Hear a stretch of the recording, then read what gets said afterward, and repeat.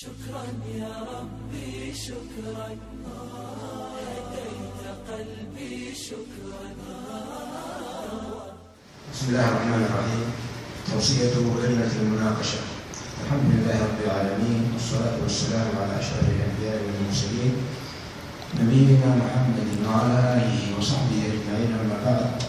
في يوم الثلاثاء الموافق 23 من شهر شعبان عام 39 و400 اجتمعت لجنة مكونة من أصحابه الفضيلة حافظ بن محمد عبد الله الحكمي، مقررا فضيلة الدكتور مصلح بن جزا الحارثي، عضو فضيلة الدكتور عبد الله بن غالي السهري، عضو مناقشة الطالب داوود بن محمود محمد باكستاني أندلسية من قسم علوم الحديث في كلية الحديث الشريف والدراسات الإسلامية، في الرسالة المقدمة منه لنيل درجة عالمية الماجستير، وعنوانها الطرق المنثور تفسير المأثور للحافظ هلال الدين السيوطي من أول تفسير قوله تعالى: وإذ قال إبراهيم لأبيه آزر، من سورة الأنعام إلى نهاية تفسير قوله تعالى: قل لا أجد فيما أوحي إلي، من سورة الأنعام دراسة وتحقيقا وتخريجا. قد استمرت المناقشة من الساعة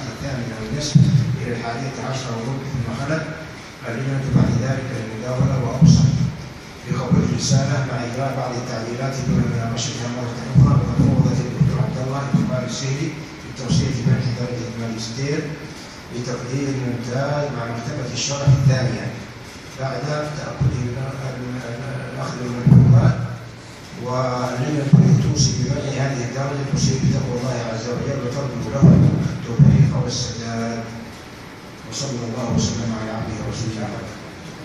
جزاكم الله خير. شكرا يا ربي شكرا، هديت قلبي شكرا، نورت دربي يا ربي شكرا، هديت قلبي شكرا، نورت دربي شكرا.